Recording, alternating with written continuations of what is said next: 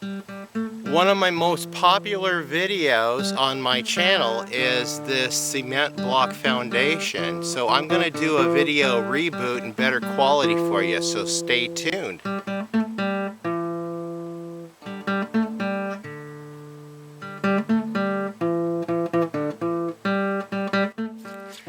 Welcome back to Pine Meadows Hobby Farm. I'm your host, Jerry Hansen.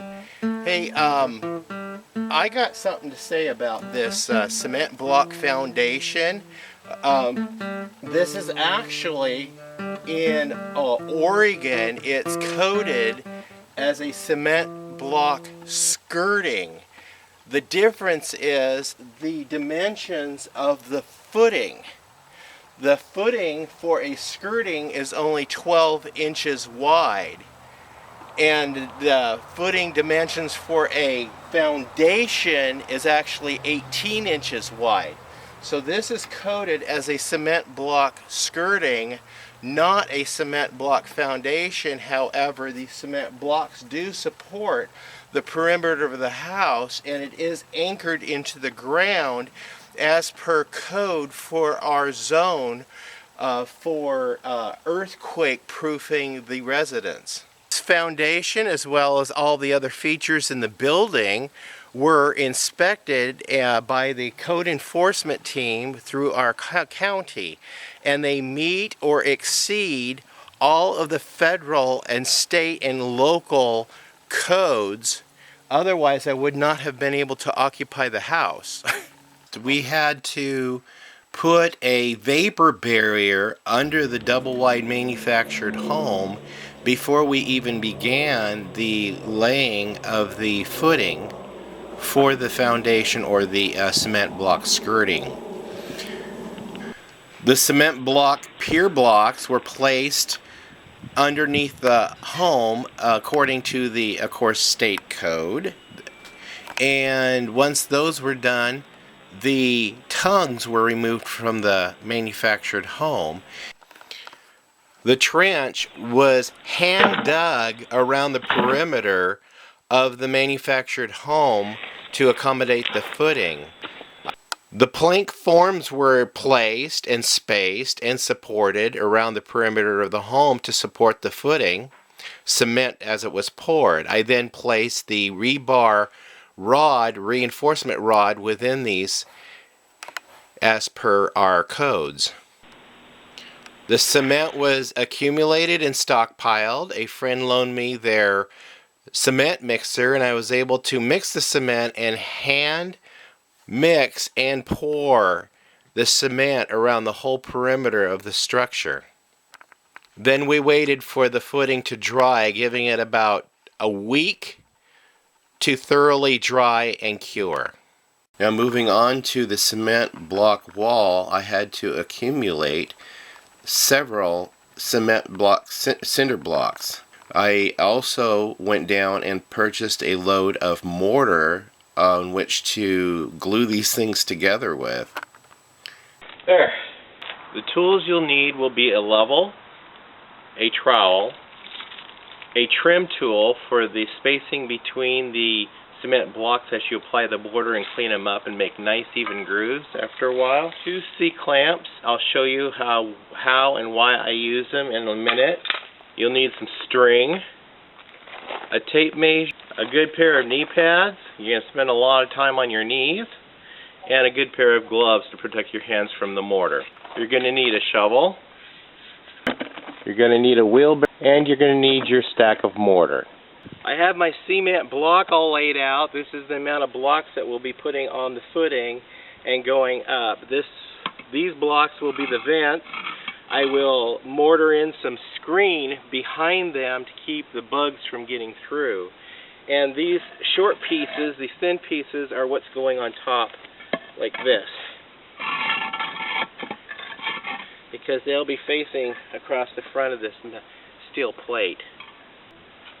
Now, I've created a space from the top of the footing to the bottom of the house of 26.5 inches. The reason for 26.5 inches is you're going to accommodate approximately 1.5 inches to 2 inches of your shims, which go against the house.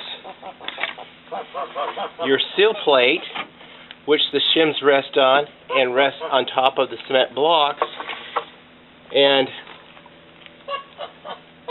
3 layers of cement blocks that are 8 inches wide, 8 inches high, 16 inches wide. So let's get started in lining up our first corner block.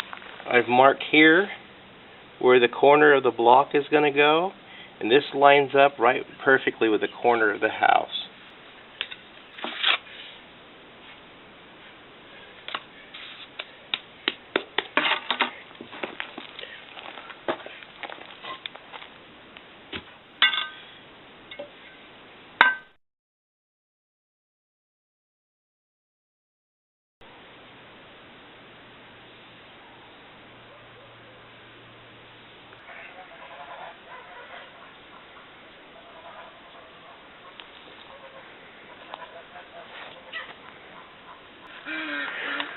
Here I had put the block on its side and inserted my dryer vent, and in behind it, around that, I sprayed that expanding foam insulation from a can. That's what I'm spraying under the seal plate here to seal in the gaps.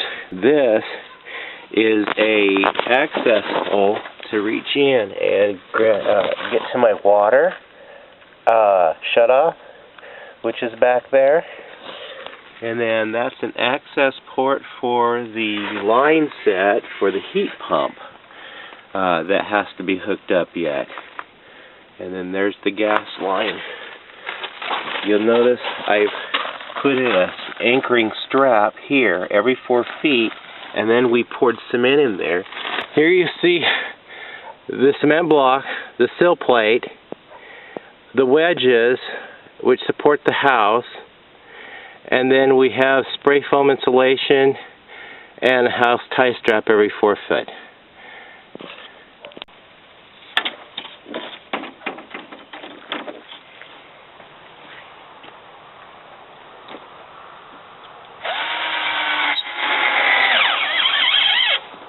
The foundation and the footing is finished. We're sealing up the ends right now. My wife painted up the trim boards that will go on that space there. I built the access door. There's the access door for underneath the crawl space. And this completed the cement block skirting that we built for the manufactured home.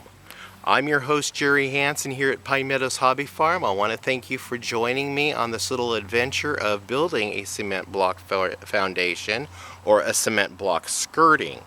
Mind you, the only difference between this cement block skirting and a cement block foundation is the footing.